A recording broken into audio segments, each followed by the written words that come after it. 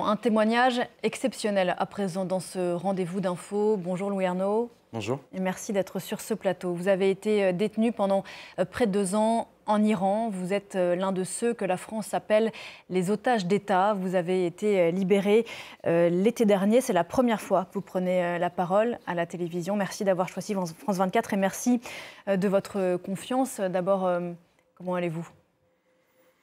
C'est une question à laquelle il est toujours difficile de répondre de façon succincte. Je dirais que si je dois répondre en 2 mots, c'est un peu une demi-liberté quelque part. Évidemment, je suis très heureux d'avoir retrouvé ma liberté, ma famille, mes amis.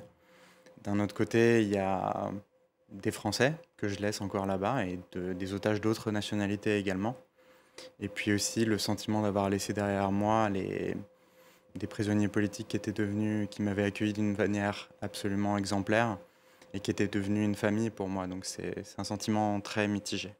Et c'est pour eux, je crois, que vous prenez la parole aujourd'hui. On y reviendra tout à l'heure. Mais d'abord, pour raconter votre histoire à ceux qui ne la connaissent pas, vous avez été arrêté à Téhéran alors que vous étiez en voyage dans ce pays que vous adorez. C'était à la fin du mois de septembre 2022. On est quelques jours après le début du mouvement Femmes, Vie, Liberté qui a été provoqué par la mort de Mahsa Amini. Est-ce que vous savez aujourd'hui pourquoi vous avez été arrêté ?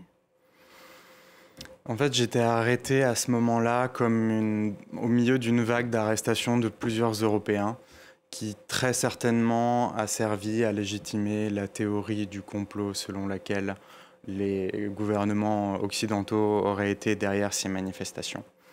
Et c'est probablement la raison pour laquelle j'ai été arrêté. J'ai été arrêté, moi, en compagnie de 2 autres personnes, 2 touristes, une Italienne, un Polonais. L'Italienne a été relâchée au bout de 45 jours, le Polonais au bout d'une semaine. Moi, en revanche, on m'a gardé très certainement pour ma nationalité. Vous avez passé 2 ans, près de 2 ans, dans la prison d'Evin, qui est l'une des prisons les plus dures du monde. Dans quelles conditions ?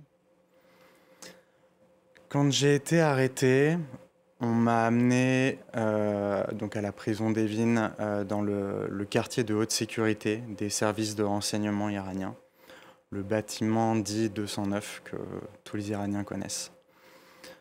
Dans cet endroit, les conditions typiques, c'est une cellule d'environ 8 mètres carrés, sans fenêtre, avec des lumières allumées 24 heures sur 24.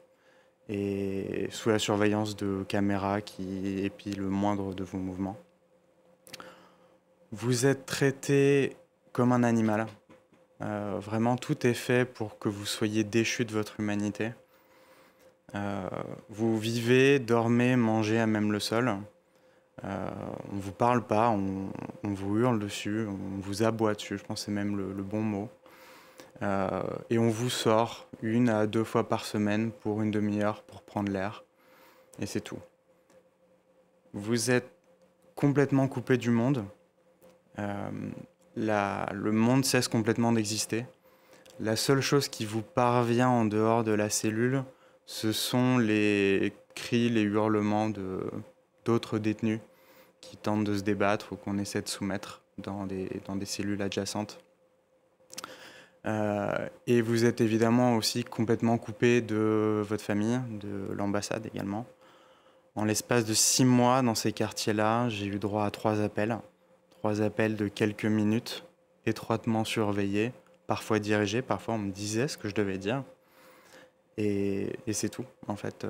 Et des appels qui sont là très certainement plutôt pour ajouter à la détresse plutôt qu'à vous soutenir. Et tout ça, cette torture, et parce qu'il faut bien parler de torture ici, c'est bien des gens qui sont passés maîtres dans la torture psychologique. Elle vise à, lorsqu'on vous amène les yeux bandés en interrogatoire, à vous faire avouer ce qu'on a décidé de vous faire avouer. Et des aveux qu'on va recueillir de façon écrite et signée parfois, et d'autres fois de manière filmée, comme ça a été le cas pour Cécile et Jacques. Cécile Coller et Jacques Paris, qui sont 2 des 3 otages d'État, c'est de l'expression utilisée par la France, qui sont encore à Téhéran aujourd'hui. On va bien sûr parler dans un instant. Vous avez subi des interrogatoires, de la torture psychologique. Est-ce que vous avez été torturé physiquement ? Je ne parlerai pas de torture physique dans mon cas. j'ai entendu nombre de récits de torture physique, également pour des otages plutôt binationaux. Pour moi, je parlerais plutôt de brutalité. Maintenant, même de l'aveu de gens qui ont subi de la torture physique, pour eux, ce qu'ils m'ont toujours dit, c'était que c'était peut-être la partie la moins pire comparée à la torture psychologique qui est subie et qui, elle, est d'une ampleur considérable. Comment vous avez tenu? Il y a plein de mécanismes. Ce serait un sujet beaucoup trop long pour ce plateau. Malgré tout, ce que j'aimerais dire, c'est que c'est vraiment un endroit, c'est vraiment des conditions absolument extrêmes dans lesquelles il n'y a pas un jour facile. Tenir, survivre dans cet endroit, c'est un combat de chaque jour, de chaque heure, de chaque minute. Il n'y a pas un moment facile. Et à tout moment, on risque de s'effondrer. Il y a un point de rupture à un moment. Moi, j'ai passé 6 mois dans cet endroit. Olivier Grondeau y a passé plusieurs mois également. Ces 6 mois, pour moi, ils m'ont paru 6 ans. Maintenant, Cécile et Jacques, ils sont dans ces quartiers depuis presque 3 ans.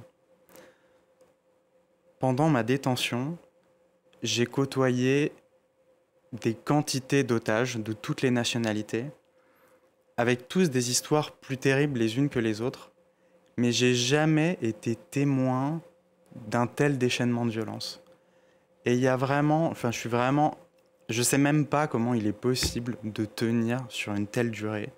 Et il y a vraiment une urgence absolue à les sortir de là, ainsi qu'Olivier.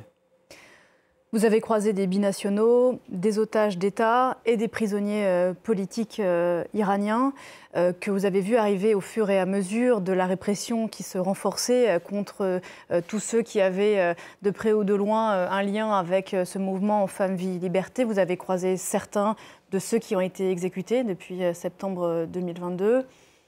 Qu'est-ce qu'ils vous racontaient de leur vie, de leurs rêves, de leurs souffrances?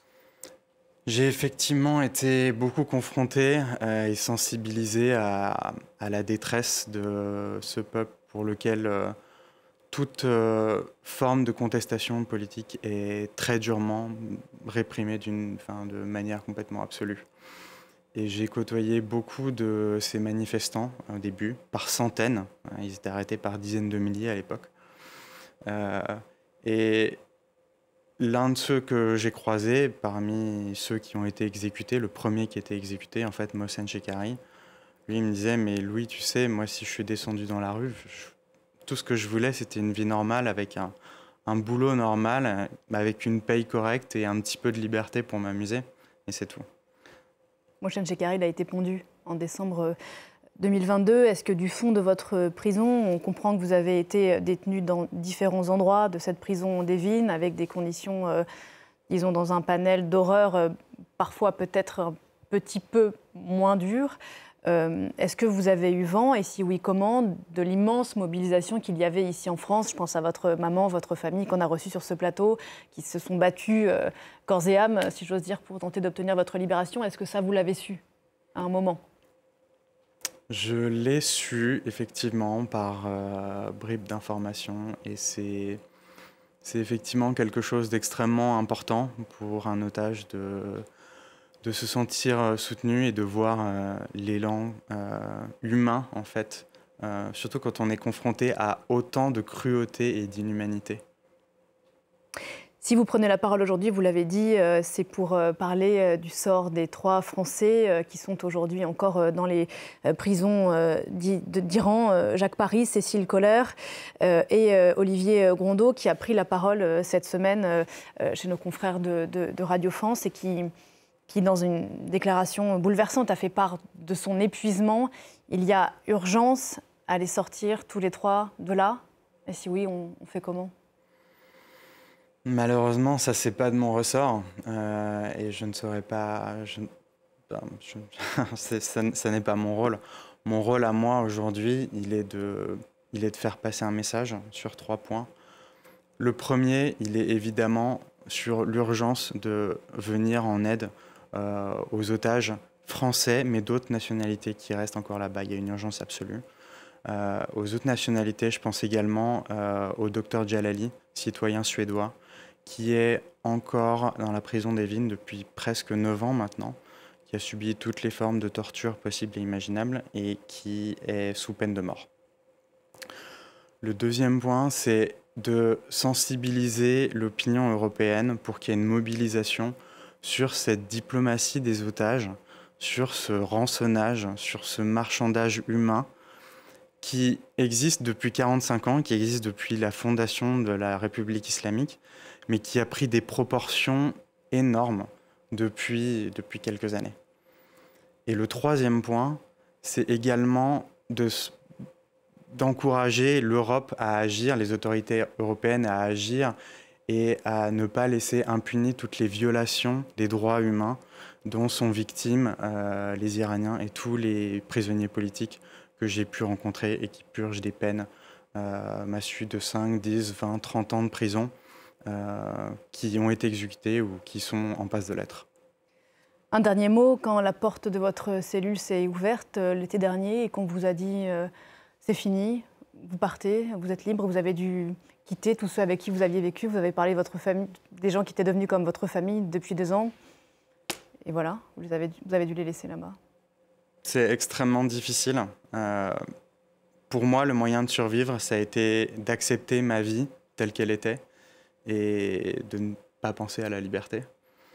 Donc quand effectivement, en 5 minutes, il faut partir, il faut quitter des gens qui sont devenus une famille, exactement, qui sont devenus mes pères et mes frères, et qui continuent leur combat dans l'oppression, qui continuent en prison. Il y a une partie de moi qui reste là-bas, avec eux. Merci beaucoup Louis Ernaud d'être venu ce matin sur ce plateau. Merci de votre confiance et de ce témoignage. On pense à Jacques Paris, à Cécile Kohler et à Olivier Grondeau qui sont quelque part là-bas en Iran. Merci encore.